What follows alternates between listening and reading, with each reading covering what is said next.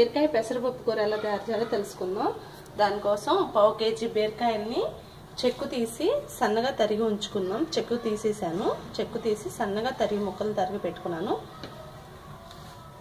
ఒక టమాటాని సన్నగా తరిగి ఉంచుకున్నాను.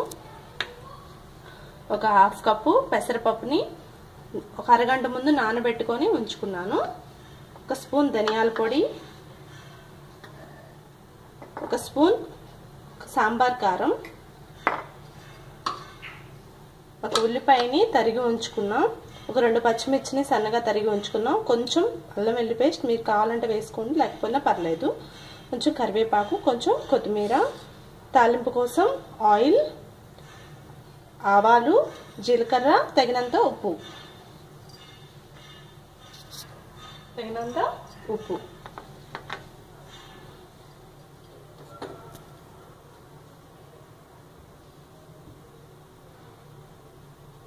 ఇప్పుడు కూర ఎలా తయారు చేయాలో తెలుసుకుందాం. దానికోసం ముందుగా స్టవ్ మీద పాన్ పెట్టి, పాన్ కొంచెం వేడయ్యాక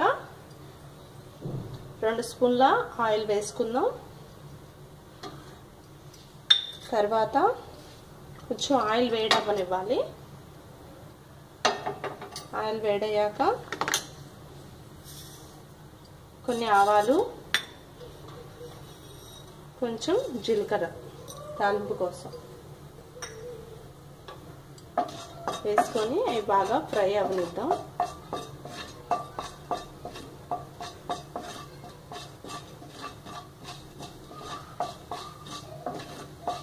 ఆవాలు చిటపటమంటున్నప్పుడు కొంచెం కరివేపాకు,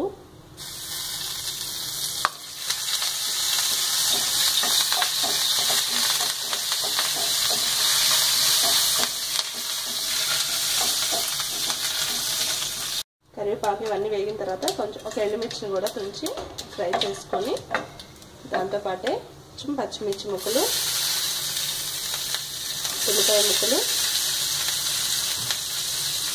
వేసి కొంచెం పాటు వేయించుకుంటూ ఉండాలి. వేగుతుండగానే కొంచెం అల్లం వెల్లుల్లి పేస్ట్ కూడా వేసి పచ్చివాసన పోయే వరకు వేయించుకోవాలి.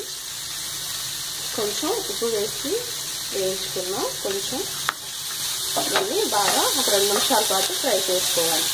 ఉల్లిపాయలు 2 నిమిషాలు వేయించుకున్న తర్వాత మనం సన్నగా తరిగి ఉంచుకున్న బీరకాయ ముక్కలు కూడా వేసుకొని కొంచెంసేపు ఫ్రై చేసుకోవాలి, పచ్చివాసన పోయే వరకు. ఇవి కొంచెంసేపు ఒక 5 నిమిషాల పాటు మూత పెట్టి మగ్గించుకున్నాం. బీరకాయలు మగ్గాలి. కొంచెం 5 నిమిషాలు మగ్గిన తర్వాత బీరకాయలు బాగా మగ్గిపోయినాయి. ఇప్పుడు మనం తరిగి ఉంచుకున్న టమాటాను కూడా వేసుకుందాం.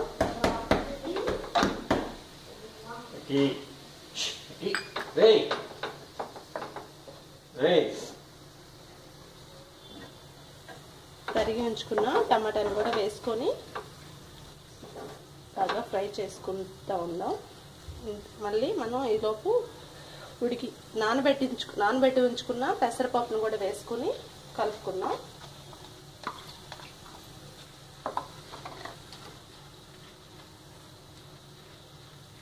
ఇవన్నీ ఫ్రై అవుతున్నప్పుడు కొంచెం పసుపు, కొంచెం ఒక స్పూన్ కారం, సాంబార్ కారం,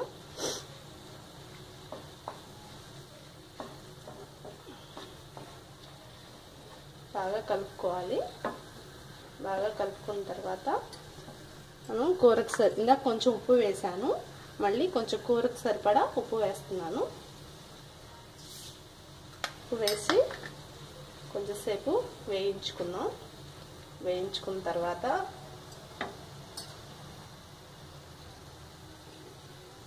కొంచెం నీళ్లు పోసి మూత పెట్టి ఉడికించుకున్నాం ఒక 5 నిమిషాల పాటు.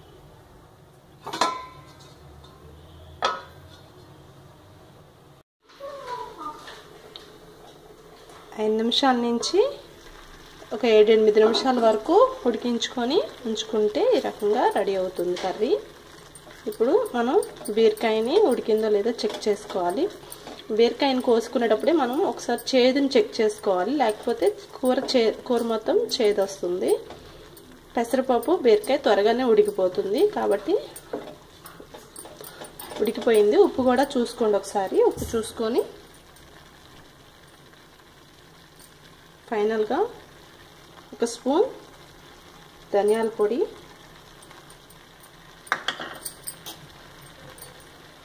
కొంచెం కొత్తిమీర వేసుకొని బాగా కలుపుకొని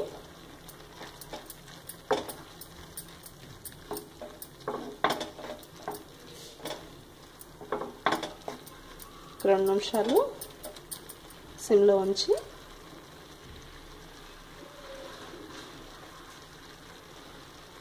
ఒకసారి అన్నీ బాగా కలుపుకొని స్టవ్ ఆఫ్ చేసుకుందాం.